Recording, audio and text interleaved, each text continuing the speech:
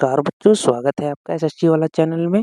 और जैसे कि आज आप देखेंगे हम कक्षा 11वीं के जो इतिहास विषय है उसका जो प्रथम चैप्टर है यानी लेखन कला और शहरी जीवन, उसका आज हम चालू करने वाले हैं। और जो ये चैप्टर है लेखन कला और शहरी जीवन, अर्थात इसमें हम पढ़ने वाले हैं मेसोपोटामिया की सभ्यता के बारे में। ठीक है, जिसे इंग्लिश में बोलते हैं मेसोपोटामियन सिविलाइजेशन। तो सबसे पहले हम मेसोपोटामिया के बारे में जानने से पहले हमें ये जानना होगा कि भैया मेसोपोटामिया का अर्थ क्या है। ठीक है, और मेसोपोटामिया शब्द आखिरकार आया कहाँ से, यानी उसको हम बोलेंगे तो उसकी उत्पत्ति कहाँ से हुई है। सबसे पहले तो मेसोपोटामिया का जो शब्द है ना भैया, वो यूनानी भाषा के दो शब्दों, ठीक है, तो मेसोपोटामिया का जो शब्द है वो यूनानी भाषा के शब्दों से मिलकर बना है। एक का मतलब है मैसोस यानी मध्य, पोटेमस यानी नदी से मिलकर बना है, यानी कि जिस जो मैसोस है उसका मतलब है मध्य, और पोटेमस यानी दो नदी, यानी दो नदियों के बीच के क्षेत्र को ही क्या बोलता है भाई, मेसोपोटामिया। ठीक है, और यहाँ पे जो दो नदियां हैं वो है दजला, फरात, और उनकी बीच की जो उपजाऊ भूमि है उसे ही मेसोपोटामिया कहते हैं। ठीक है, शहरी जीवन की शुरुआत मेसोपोटामिया में हुई थी। फरात जिसे इंग्लिश में कहते हैं यूफ्रेटिस, और दजला यानी जिसे बोलते हैं टिग्रिस, इन नदियों के बीच में ही स्थित जो प्रदेश है यानी मेसोपोटामिया का जो प्रदेश है वो आजकल इराक गणराज्य का हिस्सा है। यानी दो नदियां हैं, एक दजला एक फरात, यानी टिग्रिस और यूफ्रेटिस। ठीक है, और जो उनके बीच का क्षेत्र है वो है मेसोपोटामिया। और वर्तमान में जो मेसोपोटामिया है, वर्तमान में जो इराक है वही पहले का मेसोपोटामिया है। उम्मीद है यहाँ तक आपको इतना क्लियर हो गया होगा। अब हम आगे चलते हैं। आरंभिक काल में मेसोपोटामिया के प्रदेश को मुख्यतः इसके शहरीकृत दक्षिणी भाग को सुमेर कहा जाता था। यानी जो दक्षिणी भाग था मेसोपोटामिया का, इस भाग को सुमेर कहा जाता था। ठीक है, अब इतना मान के चलूँगा कि आपको दिशाओं का ज्ञान होगा, यानी कि ये नॉर्थ है, ये साउथ है, ठीक है, ये ईस्ट है और ये वेस्ट है। हिंदी में बोलूँ तो ये उत्तर, ये दक्षिण, ये पूर्व, ये पश्चिम। तो यहाँ बोला क्या गया है, यहाँ बोला गया कि भाई इस प्रदेश को मुख्यतः इसके शहरीकृत यानी कि अर्बनाइज्ड दक्षिणी भाग, यानी इसका दक्षिणी भाग क्या था, शहरीकृत था, जिसको सुमेर बोला जाता था और अगध कहा जाता था। ठीक है, 2000 ईसा पूर्व के बाद जब बेबीलोन एक महत्वपूर्ण शहर बन गया, तब दक्षिणी क्षेत्र को बेबीलोनिया कहा जाने लगा। ठीक है, पहले जो सुमेर और अकद था उसको 2000 ईसा पूर्व के बाद बेबीलोनिया कहा जाने लगा। और 1100 ईसा जो पूर्व है, वहाँ पे जब आसीरियाइयों ने उत्तर में अपना राज्य स्थापित कर लिया, तब उस क्षेत्र को यानी उत्तरी क्षेत्र को आसीरियाई कहा जाने लगा। तो मेसोपोटामिया की सबसे प्रथम अगर ज्ञात भाषा की बात करें वो सुमेरियन भाषा थी, यानी सुमेरी भाषा थी। ठीक है, तो मेसोपोटामिया की पहली भाषा सुमेरियन भाषा, और दक्षिणी भाग को हमने देखा सुमेर कहा जाता था। ठीक है, 1400 ईसा पूर्व से धीरे धीरे आरामाइक भाषा आ गई, और उससे पहले अकदी भाषा थी। ठीक है, जिसने सुमेरी भाषा का स्थान लिया था। उसके बाद 1400 ईसा पूर्व में आरामाइक भाषा आ गई। आरामाइक भाषा के बाद वहाँ पे जो वर्तमान में अगर देखा जाए इराक के क्षेत्र में तो हिब्रू भाषा बोली जाती है। ठीक है, तो हम अब आगे चलते हैं। और ये देखिएगा, देखिए हम कोई भी इतिहास पढ़ते हैं तो हम एक चीज़ पे सबसे पहले रिलाई करते हैं। ठीक है, वो है स्रोत। यानी अगर हम बोलेंगे कि हमें एक महल मिला है, तो मेरे बोलने से तो आप मान नहीं जाओगे, आप बोलोगे भैया महल दिखाओ।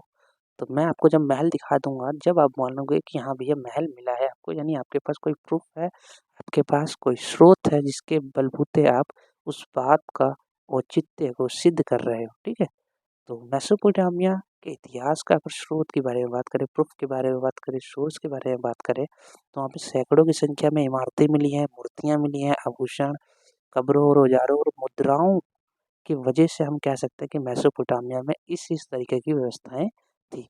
दूसरा, यूरोप वासियों के लिए मेसोपोटामिया इतना महत्वपूर्ण क्यों है? क्योंकि मेसोपोटामिया इसलिए महत्वपूर्ण है क्योंकि जो बाइबल ग्रंथ है, आपको पता होगा ईसाइयों का धार्मिक ग्रंथ है, बाइबल का जो प्रथम भाग है यानी फर्स्ट पार्ट है, उसका नाम है ओल्ड टेस्टामेंट।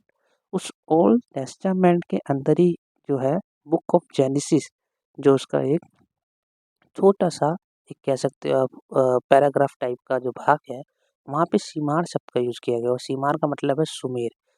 ठीक है, सुमेर ईंटों से बने शहरों की भूमि से है। ठीक है, जो वहाँ पे सीमार शब्द का यूज़ किया गया है, और सीमार शब्द से ही यहाँ पे अर्थ निकाला गया है सुमेर। और आपको पता होगा, अभी अभी मैंने बताया कि मेसोपोटामिया के दक्षिणी भाग को सुमेर कहा जाता था। ठीक है, तो यहाँ तक मैं मान के चलता हूँ, यहाँ तक आपकी एक-एक चीज़ आपकी पॉइंट टू पॉइंट चीज़ें क्लियर होंगी।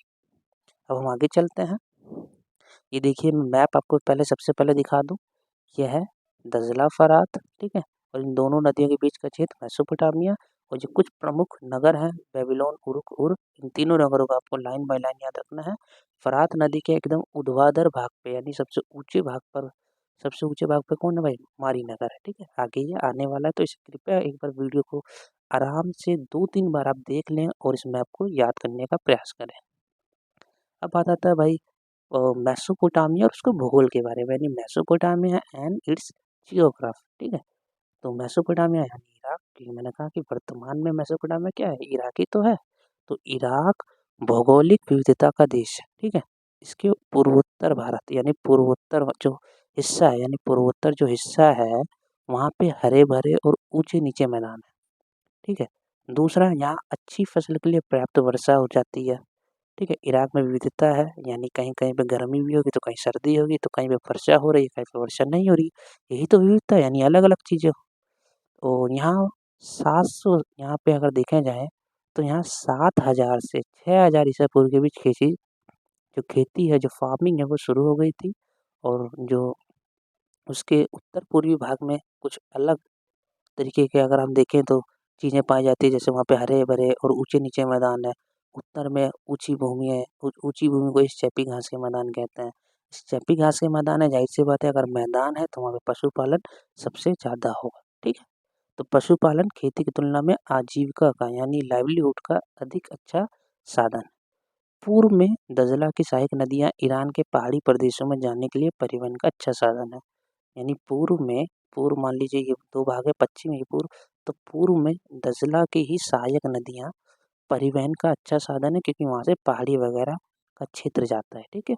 दक्षिणी भाग अगर देखा जाए तो एक रेगिस्तानी है, और यह दक्षिणी भाग ही वह स्थान है जहाँ सबसे पहले नगरों का उदय हुआ, 4 नगरों का सबसे पहले प्रादुर्भाव यानी उदय हुआ, यानी नगर का जो राइज़ आप कहते हैं, सिटी राइज़, है ना? वो मैप में दिखा देता हूँ। ये देखिए दक्षिणी भाग, यहाँ पे सबसे प्रमुख नगर आपको दिख रहे हैं बेबीलोन, उरुक और ठीक। मैं आशा करता हूँ कि यहाँ तक आपके एक-एक पॉइंट क्लियर होगा, और ये देख सकते हैं आप कि किस तरीके से दक्षिणी भाग कितना ज़्यादा उपजाऊ है। और क्या होता था, जो फरात नदी, मैंने आपको बोला 2 नदियाँ जा रही, फरात नदी रेगिस्तान में प्रवेश करने के बाद कई धाराओं में बँटकर बहने लगती है, ठीक है? यानी जो नदियाँ आ रही हैं, इस नदियों से क्या हुआ, कई सारी छोटी-छोटी धाराएँ बहने लगती हैं, ठीक है? और इन धाराओं में जब बाढ़ आ जाती है, तो पुराने ज़माने में ये धाराएँ सिंचाई की नहरों का काम करती थी। सिंचाई की नहरों का काम करती थी, और भैया जहाँ पे पानी होगा, तो ज़ाहिर-सी बात है वहाँ पे खेती भी कहीं न कहीं अच्छी तरीके से हो पाएगी, और गेहूँ, जौ, मटर या मसूर के खेतों की सिंचाई की जाती थी। इस तरीके से आप कह सकते हो वो गेहूँ, जौ, मटर या मसूर का सेवन करते थे। कौन लोग? कौन लोग? मेसोपोटामिया के लोग गेहूँ, जौ, मटर या मसूर की खेती वगैरह करते थे, उनका सेवन करते थे।